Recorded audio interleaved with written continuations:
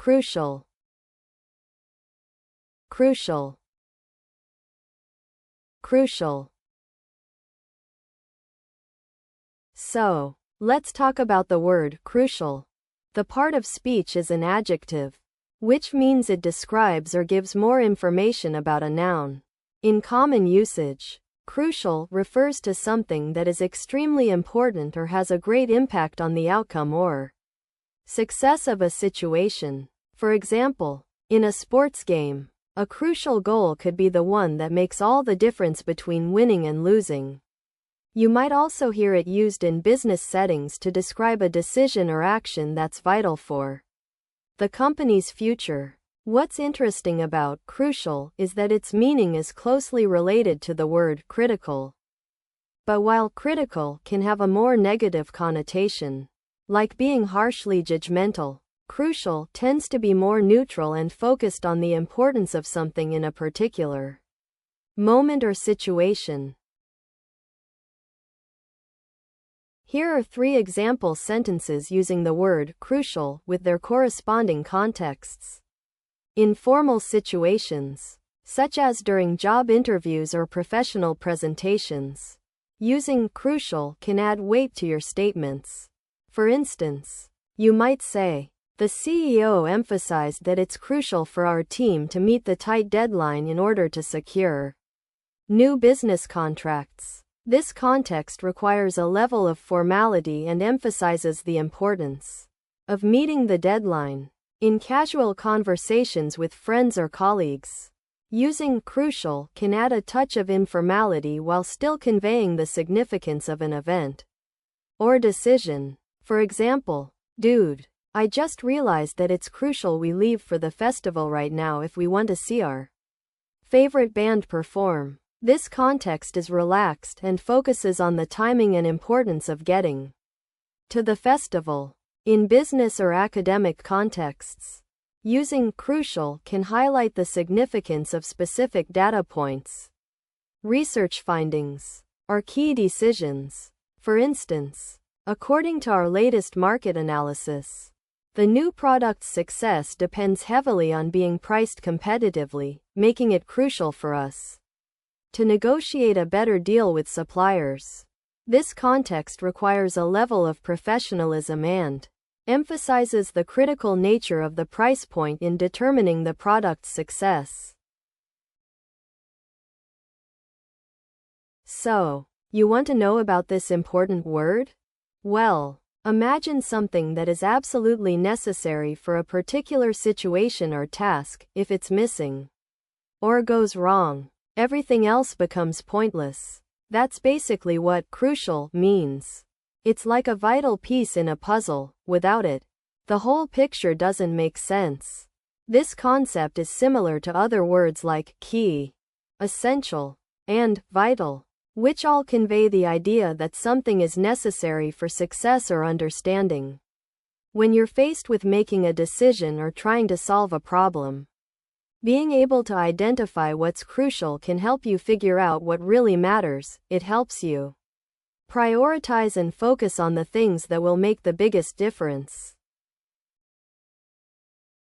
Currency, currency, currency. So, let's talk about the word currency. As a noun, currency refers to a system of money in use within a country, or any medium of exchange, such as coins and banknotes, that is used to buy and sell goods and services. In common usage, you'll often hear people referring to the currency of a particular country. Like, the US dollar is the official currency of the United States, or, I'm exchanging my euros for British pounds. What's interesting about this word is that it can also be used more broadly to refer to something that is current or fashionable at a particular time.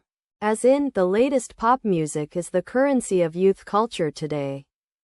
But in this sense, it's not directly related to money. Overall, just remember that currency usually refers to money, and you'll do great. Here are 3 example sentences using the word currency in different contexts. I was discussing international trade with my economics professor and she mentioned that the new digital currency was being adopted by several countries to ease cross-border transactions. A friend of mine asked me if I wanted to meet up for coffee, but only if I had some cash on hand because they didn't accept credit cards at their favorite cafe. So we ended up exchanging currencies before meeting up. In a recent report, the company highlighted its plan to diversify its revenue streams by investing in various forms of digital currency, which would not only increase its market value but also provide a competitive edge over its industry peers. So you want to know about the money people use when they travel or trade with others. It's a system that allows people to exchange goods and services without having to physically carry around big bags of stuff. In most countries, there are special pieces of paper or small metal discs called money that people can use to buy things. These pieces of paper or metal discs have a certain value, and when you give them to someone who sells something you want, they'll let you take it home with you. It's like a ticket that says you get to have something. This system helps make trading easier, because everyone knows what these special pieces of paper or metal discs are worth. So people can agree on prices and trade without having to physically give each other stuff. Denote. Denote. Denote. Let's talk about the word denote.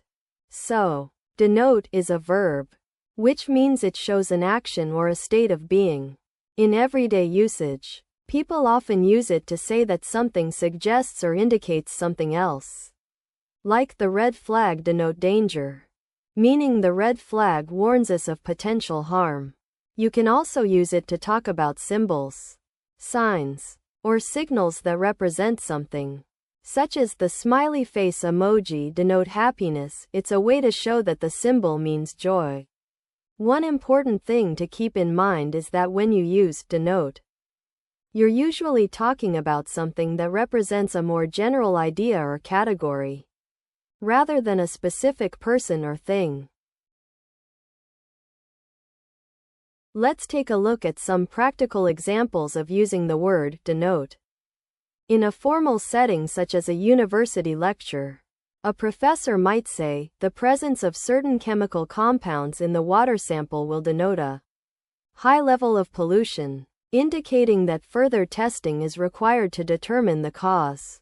This sentence is used in an academic context where precise language is necessary to convey complex information. In contrast, when chatting with friends over coffee, you might use the word denote more casually, as in, I know I'm getting older when my joints start to ache and a cup of tea in the morning will denote it's time for a nap. Here, the tone is relaxed, and the sentence conveys a lighthearted observation about growing up. In a business setting such as a meeting with investors, you might use denote to make a professional statement like, the growth rate of our new software has been remarkable, and sales figures will denote a significant increase in revenue over the next quarter. In this context, using precise language helps convey confidence and expertise. So, you know when we use a symbol or a word to represent something else. Like, if you see the letter S and it means Sunday. That's kind of like what I'm about to explain. A sign, in this context, is essentially an object, image, sound, or sequence of words that stands for another thing. It represents a concept, a feeling, an idea, or even something you can't see, but you know exists. Think of it as a shortcut to getting the message across without using the actual word. For example, if someone says, smiley face slightly smiling face, and you immediately think they're happy, that's because the smiling face is a sign for happiness. So, Signs are like little flags that help us quickly understand what something means or implies.